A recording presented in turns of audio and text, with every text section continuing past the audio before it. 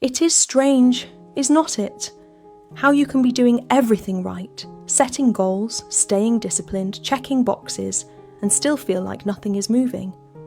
Like you are running on a treadmill inside your own mind. You tell yourself it is just laziness, but deep down you know it is something else, something quieter and heavier. Picture this. It is 2 a.m. in your cramped New York apartment, rain tapping against the window like impatient fingers. You are 28, a creative freelancer with a half-empty coffee mug and a laptop screen that stares back empty. The cursor blinks like a taunt, and that ache blooms in your chest. The one whispering, why cannot you just push through? Why does every dream feel just out of reach? You have got the fire, the ideas swirling like city lights below, but an unseen chain pulls you back. Every single time. That is not failure, friend. That is a hidden script from your past, looping silently, stealing your spark. In this video, I am pulling back the curtain on mine. The quiet scars I never named. The breakthrough that let me hit play on a life that finally breathed with me. By the end, you will walk away with 3 gentle steps to uncover those chains, rewrite the lines, and claim a version of you that moves free. Not flawless, but fiercely alive. If that ache echoes in you right now, drop a heart below. You are seen, and this is your quiet rebellion starting. Let me take you back to that rainy evening in my tiny Brooklyn studio. I had just wrapped a freelance gig, another one where I poured my soul into revisions that the client barely noticed. My phone buzzed. A text from Alex, my on-again, off-again partner of 3 years. We need to talk. We met at our usual spot, a dimly lit coffee shop on Bedford Avenue. He said it gently. You are amazing, but I feel like you are always holding back. It is like you are scared to fully show up. Ouch. That hit deeper than I expected.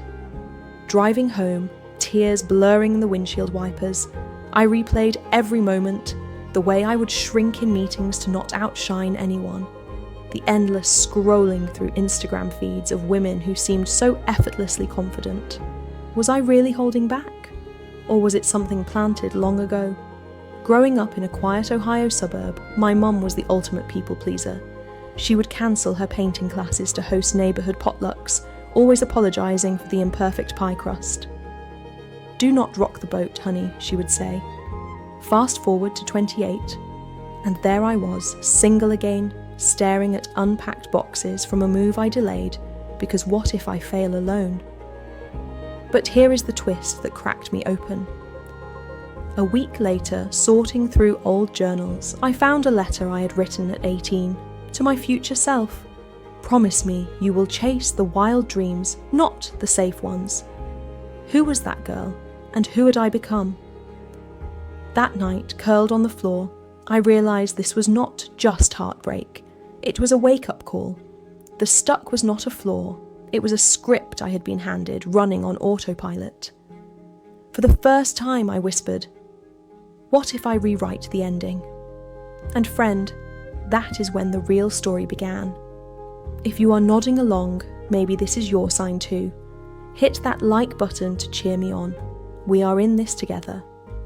Now let us pause and breathe into this. Why does that knot in your chest feel so real, so yours?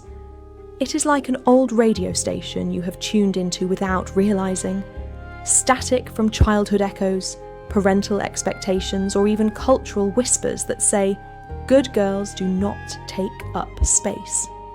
Psychologists call these subconscious programs automatic responses wired into your brain during formative years, often before age 7, when your neural pathways are like wet cement, impressionable and quick to set. Research from the field of neuroplasticity shows us that these patterns are not fixed, they are just well-worn paths. A study in the Journal of Personality and Social Psychology found that up to 95% of our daily behaviours stem from these unconscious drivers, not deliberate choice. You are not broken. You are human. carrying invisible luggage from moments when vulnerability was met with silence or subtle shutdowns. Remember that coffee shop sting? It was not just Alex's words. It triggered a program saying, if you show up fully, you will be too much, and they will leave. And here is where it gets hopeful. Awareness is the flashlight in the dark. Think of it as observing a river from the bank instead of being swept in the current. When you notice the trigger, say a colleague's offhand comment sparking self-doubt, you create space. That 3-second pause, it is science-backed. It activates your prefrontal cortex, the wise part of your brain that can rewrite the script. Take Diane Keaton, the iconic actress known for her raw vulnerability in films like Annie Hall. In a recent interview with People magazine, she opened up about her lifelong dance with self-deprecation and beauty standards, struggles with bulimia and aging that left her feeling stuck in perfection's grip. Yet, as she shared, embracing that imperfection became her freedom. I finally understand that I matter, she reflected, turning old doubts into authentic power. It is a reminder that even stars carry these programs, and spotting them is the first step to starring in your own story. So what if that stuck feeling is not a sentence but a signal? A gentle nudge saying, hey, this path was drawn for a smaller you, time to redraw the map. Do you feel that shift? It is not about erasing the past, it is about choosing which echoes to amplify. All right, beautiful, you have seen the script. Now let us rewrite it together. This is not about overnight miracles. It is a gentle healing from within, one aware breath at a time. I will walk you through 3 steps that turned my foggy mornings into clearer paths. Think of them as keys to your own quiet revolution. Chapter 1. Become conscious. It is like catching yourself mid-scroll on your phone at night, realizing you are not even choosing those thoughts anymore. They are just running. The goal? Spot the old program mid-run. Next time an emotion surges, that twist of anxiety before a big email send, pause. Name it out loud. I am feeling scared right now.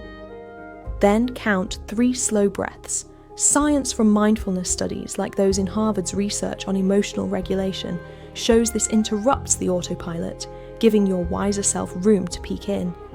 Grab a notebook or your phone notes and map it. Trigger, what sparked it? Emotion, the raw feel. Thought, the story it spins. Action, your knee-jerk move. For me it was colleagues' feedback, shame. I am not good enough hiding my next idea. Seeing it on paper, it is like sunlight on shadows. Suddenly it is not me, it is a relic. You are not judging, you are just witnessing. This awareness alone loosens the grip, turning stuck into searching. Chapter 2. Change behaviour. Imagine it as swapping out that worn-out playlist for one that actually lifts you. No more looping the same sad song. Awareness without action is just a pretty insight. Time to pivot. Once you spot the pattern, choose a fresh response.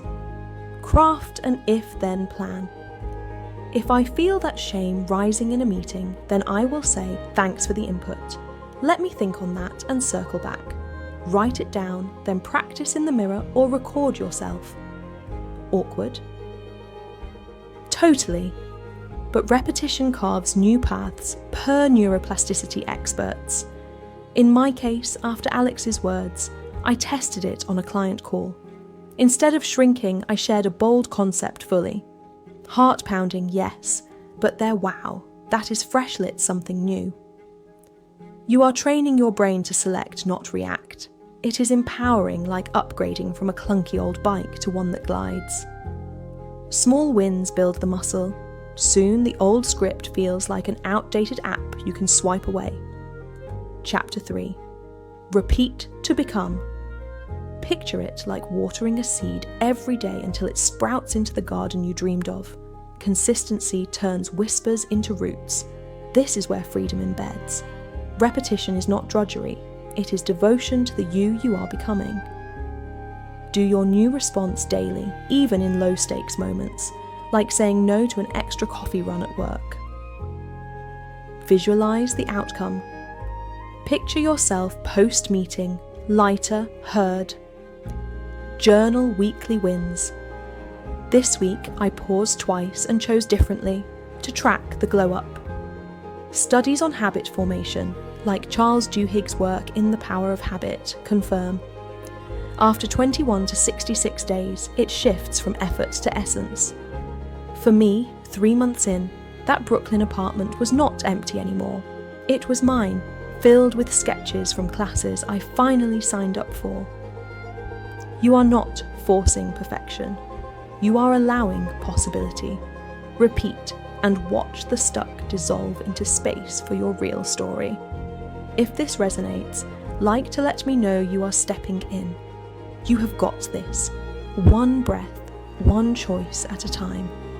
Take a moment now, close your eyes if you can, and feel into this. That girl in the rainy car, the one whispering doubts, she is still in you, but she is not the driver anymore.